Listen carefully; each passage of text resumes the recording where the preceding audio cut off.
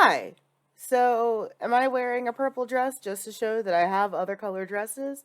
Yes. Is this video possibly going to be a little bit different than I usually do? Also, yeah. Hello everyone. Aichi Yume. I am not dead. So usually on my blog, I do a year in review, and usually I write that out. This year, due to executive dysfunction, I have not had the spoons to be able to write out my year in review. So I'm thinking double bonus, new video, and I finish my year in review literally at the last minute.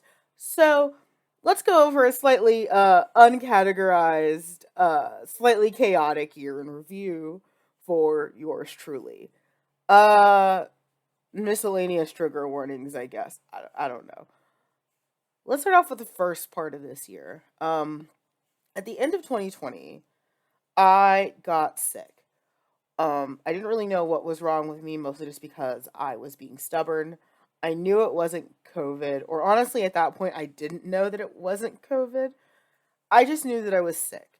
And for whatever reason, I was too stubborn to see a doctor. And I finally did. I went to an urgent care basically just to see if I had COVID or not.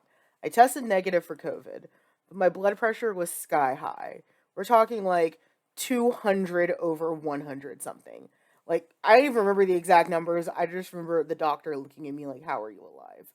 Um, High blood pressure runs in my family. I have tested high for blood pressure in the past before, but usually it was when I was younger, so that really wasn't a concern. So, doctors like, you need to see someone, but you don't have COVID. I was really unsatisfied by that answer because they were mostly just like shocked that I wasn't dead from a stroke. And I did my best to find another doctor. That one incident has changed my life in a way that I don't think I can describe to you. Because this is probably the longest relationship with a medical professional that isn't a therapist that I have had since I moved to San Antonio, which was nearly 8 years ago. Uh, it's not that I don't trust doctors, is that I tend to experience a lot of the racism in doctors that a lot of heavy black women get, where, oh, everything is because you're fat and you should try to lose weight. So I didn't have a lot of faith in the medical system and have a lot of faith in doctors. And even though I understood cognitively that I should see one, I was just very burned out and tired of being told that everything was down to my weight.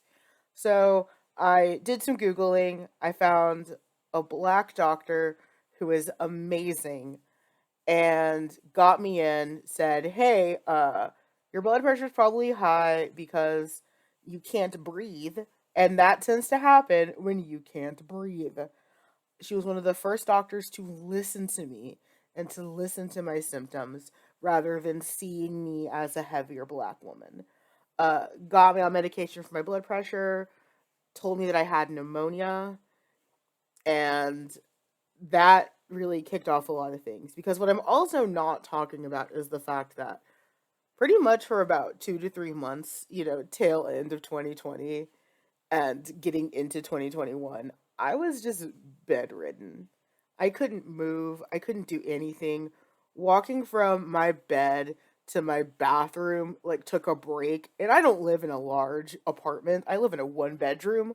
Like, there's not a ton of space here for me to be needing to regularly take breaks.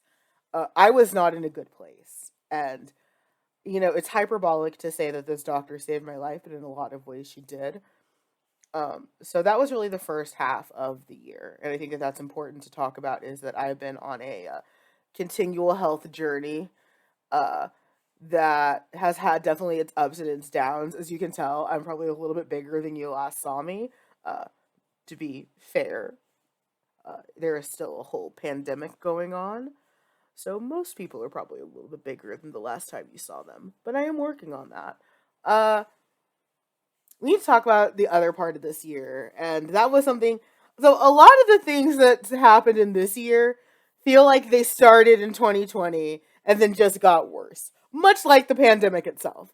So, we're gonna talk about the Mason's KV's guinea pig stand drama.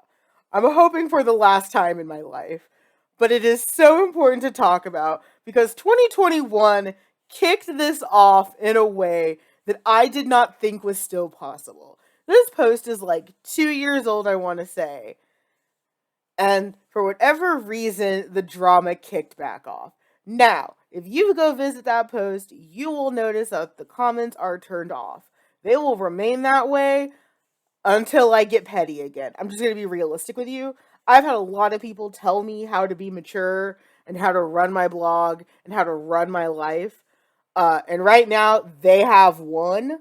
But realistically, if anyone pops off at me again, I will turn comments back on and sit and watch as the world burns. And I don't say that to be disrespectful to Sophie Mason. I don't have a great opinion of her, but I don't wish her harm. I say that because I am very, very tired of people telling me how to run my stuff. I had no idea that when I posted what is objectively a fairly praiseful piece that has some criticism, that it would turn into the thing that I am most known for on the internet. Out of all the hot takey things I've said, that is the thing that for whatever reason will be my internet legacy, and I hate that. I think you guys might remember when I said last time about the stand drama is that at least this time, it's not a lot of people telling me, to KYS and stuff like that. This time it was. It was a lot of people calling me out of my name, a lot of people telling me how to run my website, a lot of people telling me how to live my life and that I was a wrong, terrible, and bad person who should touch grass. And it was rough. It was really, really rough. And you won't see a lot of those comments there anymore just because even before it kicked off, I was already in a pretty good habit of just like not keeping those around. But this was the year it got rough. And I actually had several conversations with Sophie Mason. I thought that we had ended this in a relatively chill place. Apparently, that is not true. I thought we had really buttoned this up in 2020, that we had reached an understanding, that, we were never going to agree, but we had reached an understanding. And she shared my post again, and again, and again. And if you read the comments on her blog, there is none of her telling her audience to stop saying mean things about me. I'm getting loud because I'm tired of this hypocrisy about this argument.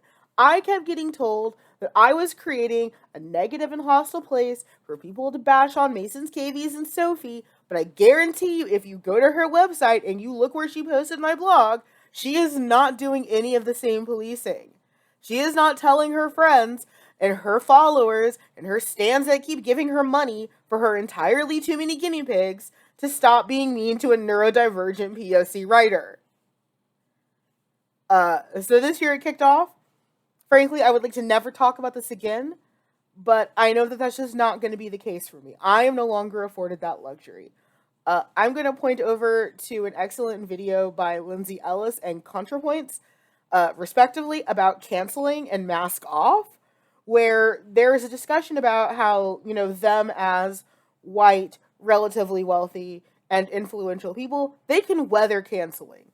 They'll be fine. What they were afraid of is smaller creators, and their fear is realized in me. Luckily, I was mostly dealing with old people in England, so I didn't get a ton of KYS and touch grass, but I definitely did get some. And I already have severe depression and anxiety. I think if this was any worse, this would be a very different conversation than just mild annoyance. I'm just going to be very frank with you.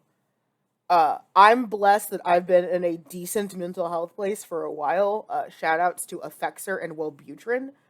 But I don't know if this conversation would be the same if this happened maybe this time a few years ago. Let's just be very, very frank and transparent about that. Uh, Speaking of frank and transparent, I have to be careful about how I talk about this next one. I think it's important to mention just because it was a part of my life and it did affect me, but I have to be careful because I don't necessarily want to burn bridges. So I'm going to keep this veiled. For those of you who know me, you probably know what I'm talking about. And out of respect, let's just keep this DL. But again, I do think that it's important to discuss. So over the last like year or so, I accepted a role with a convention that I monumentally looked up to, and I'm just gonna go ahead and say that it did not work out the way that I wanted to. I'm gonna just sort of leave it at that. And there's a myriad of reasons why it didn't work out. There's a myriad of reasons why it was a soul crushing and disappointing experience. There is a myriad of reasons behind that that I don't think are appropriate to share in a video because I do still have some affiliations to said convention.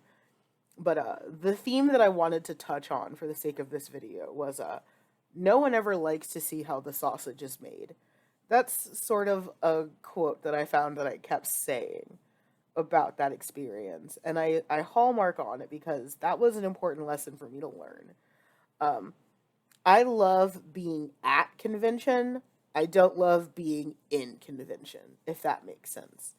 I don't necessarily like a lot of the admin day to day stuff, but I love being at and a part of conventions. And I think that was a super important lesson. It also taught me that maybe I've outgrown some of the conventions that I lauded as perfect for so many years. I've been doing cons realistically for like a probably a third of my life. And maybe some of the ones that I thought were perfect just aren't. Maybe I'm not the same, and they're not the same, and the world's not the same. And that's okay. It's okay to outgrow things. Do I think that I'll never be back? Of course not. Some of these conventions were conventions that gave me my start.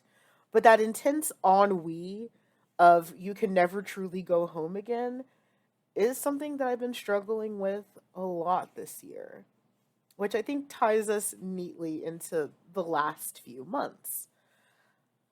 So, I am at the heaviest that I've ever been. Or I might not. Like, as of my last doctor's appointment, I was at the heaviest I'd ever been. That deeply demoralized me. We did a medicine change and we're looking at stuff, to address my weight because that's not good. Uh, but right before that appointment, I got into a car accident. Now, I say a car accident because this is something else that I think is important to touch on. When it happened, I was mostly just upset. I was running on adrenaline. I was upset that my beloved car was not the beloved car that I knew because it had an accident. And when I was talking about it with my friends, I use a lot of minimizing language, Italian displeasure. I said that I was bumped, that I was tapped, that I was rear ended. I didn't really use a lot of heavier language. Um, but I was in pain. And that's something that you might not know about me as like a casual reader or watcher, but people very close to me will know. I'm not usually very transparent about how I'm feeling physically. Emotionally, I think that I hold things to my chest only to be reminded that I don't all the time. But physically, I'm not usually super transparent about how I'm feeling.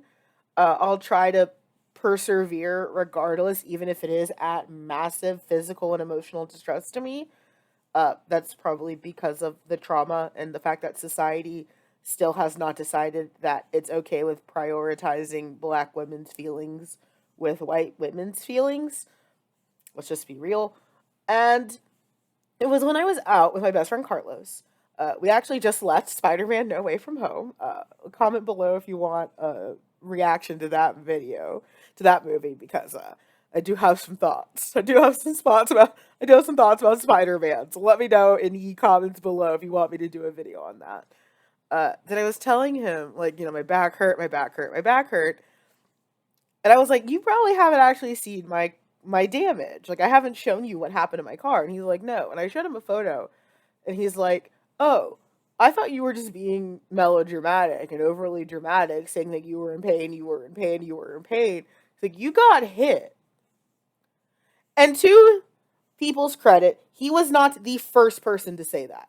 My aunts, who drove through the night and came down to come pick me up for Christmas, also said it. We're going to talk about my aunts in a minute. But I want to talk about Carlos just because he has been an MVP through this entire year. He will probably get a little bit upset that I'm talking about him because he is a secretive internet gremlin. Uh, but he has been an absolute MVP through this year. Realistically, all of my friends have, but I always have to give a shout out to Carlos. Again, like, all of my friends have just been absolute peaches this year, because I am a mess. But I learned that I went from catastrophizing, in which everything is awful, to minimizing, in which everything is fine, despite the house being on fire. Uh, I want to also talk about executive dysfunction, which is something that we'll be discussing on the blog a little bit later. But right now, I want to talk about executive dysfunction. So you may notice that my upload schedule is very erratic when it comes to blogs, videos, everything. More erratic than usual, because let's be realistic, it was always kind of erratic. Uh, I have been grappling with executive dysfunction this year. And for those of you who do not know what executive dysfunction is, it is it's just not being able to do things. I grappled with even basic things this year, uh, in a way that I did not think that I did, because there are a lot of things that people can describe me as, and lazy isn't one of them. Turns out, when you're surviving a global pandemic, when you're already depressed and anxious, sometimes your brain just can't. So I appreciate y'all's understanding with my chaotic upload schedule. I am working very hard to work through my executive dysfunction, and I am doing my best to get back to a little bit more of a consistent upload schedule, because I'm finally mentally and cognitively in a place where I have some spoons, hence today's video. Um, okay, family. If you've read the blog and you know me, I have an interesting relationship with my family. My aunts decided that they would come visit me this year. And a lot has changed since the last time they came down to see me. I changed apartments. I'm in a bigger apartment on a different side of town. They have not seen me really since I first moved in. Like, when they drove away was the last time they came down to see me. That was nearly 8 years ago. So, they drove through the night to come see me. Mind you, this is days after my car accident. I think I want to say my accident happened Monday. I had a doctor's appointment Tuesday. My aunts started their road trip at 9 p.m. Wednesday, came to get me around 3 a.m. Within 15 minutes of walking into my apartment, they commented on the fact that I had gained weight and that my apartment was cluttered. Even though I said, and I went out of my way to say, "Hey, just letting you know, my apartment is not in a place that I want it to be because I've been in too much pain to clean." Within 15 minutes, my weight and my apartment were commented on. We spent the drive mostly trying to diagnose other people's problems, and then the weekend was spent discussing more issues about me. And I think I came to a couple of conclusions that I think are very telling of being a Southern African American woman. I love my aunts. I don't think I like my aunts. I love them and I respect them, and they did raise me. But do I like the people that they are? Would I want to hang out with them regularly? Do I get a ton of power from spending time with them? No, I just don't. They're exhausting catty women. And I say this with love. They're exhausting catty women who are so close to understanding trauma and anxiety, but also so far. That is just, it's tiresome. Uh, I love my aunts and I will forever eternally be grateful to them. But to be within 15 minutes of entering someone's space and being able to comment on their weight and their home, I think is just really, that's just not behavior that I think is indicative of two adults. And it reminded me of the last point, which is something that I think I've known for a while, but I hadn't really confronted is I don't really think that they see me as an adult still. I am 31 years old. I've lived on my own for nearly 8 years. And I don't think that they really still see me as an adult. While I was down there, I hadn't gotten a relaxer. You can probably tell that I have because my hair is so silky right now. But I hadn't gotten a relaxer. And I'm on a pretty strict schedule with my stylist. And the first thing that my aunt said was, "Your hair is all broken off." Breakage and breaking off tends to happen when you have relaxed hair because the new growth that isn't relaxed or chemically treated is a lot stronger than your relaxed hair. So your relaxed hair tends to break off and the new growth gets stronger. So especially if you've been without a relaxer for a while, your hair can be really uneven and patchy, and some parts are super super curly and some parts are super super straight, and it's just weird. It's just weird. I don't know why I still keep getting my hair relaxed outside of I don't feel pretty with natural hair thanks to white hegemony, and I don't feel like I fit into society without relaxed hair because of white hegemony. I don't feel a lot of dysphoria as a person, but I do about my hair, which is, I think, very telling about white hegemonic society. Uh, but it was just so funny to listen to my aunt talk about my hair. It's like I'd love to comb your hair. It's like I'm not a child. Like I left the house or I left my hotel and I brushed my hair. So she comes on my hair, she's like, "Oh, your hair's all broken off. You're gonna have to get it cut real short." It's like, no, my stylist says that I'm on track. "Oh, well, you might have to go every 4 weeks." I was going every 4 weeks, and it did almost irreparable damage to my hair. Like, my stylist knows what she's doing, and I know what I'm doing. So I went to get my hair done yesterday, actually, which is also in part why I'm recording a video today, because I look pretty okay. Uh, and my stylist and I were talking, and she's like, "Yeah, this is why you wait." And then she relaxes my hair, and it looks great because it's almost like we know what we're doing. It's almost like there's a reason why we did this. And it was just so frustrating that at 31, my aunts still don't think that I'm capable of making decisions like that. I'm whinging. I want to end this video on a positive note. Uh, I have felt more creative freedom than I ever have before. It's just sad that I didn't have the spoons to do anything with it. I am actually, for the first time in a while, excited about going on to the next year. Not necessarily because of the pandemic or anything, which is still happening. It is not over just because you've said you're tired of it. Trust me, I'm tired too. Uh, but I'm excited about doing things for the first time in a while.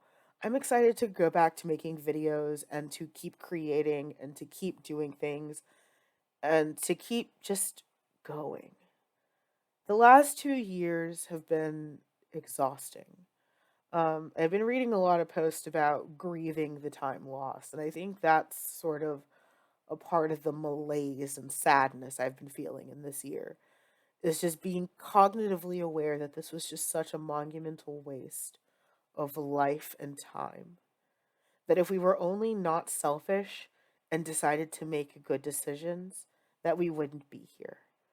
The intense envy of other countries that have managed to pull themselves together and think of the greater good rather than thinking about pseudoscience and individual best interests. Because I promise you, everyone who's talking about civil liberties and rights being infringed upon have never actually had their rights infringed upon. I'm just going to say it. In words that I know will infuriate my friend Amber because she was very quick to clock me on how often I say this. My great grandfather was a part of the Tuskegee syphilis study. We're all vaccinated. None of you have an excuse anymore. If my family, who literally endured one of the worst medical crises in America and worst medical experiments in America, still trusts the CDC and everyone to get vaccinated, I'm sorry, all y'all gonna have to rub up them excuses. You just don't have it. You don't have it in my eyes. Any concerns, I'm sorry, at this stage are not valid. And I'm not a doctor, I'm not a scientist. Will I lose fans over this? I hope not, but just being aware of how just much time we've wasted it, is sad. But I'm actually looking forward to taking some of my time back. I'm not fully ready to reintegrate into society. I'll do things every once in a while, like I went to the movies, but still wore a mask through most of it, still masked pretty often in public, got my booster even though it knocked me on my ass. It was so funny. I was fine for my first two COVID shots. Booster knocked me flat on my butt. Still got it though. Still highly recommended if you're eligible. But yeah, um, thank you guys. Thank you for sticking with me. Thank you for supporting me. Thank you for being here and listening. I'll see you in the next one. Bye.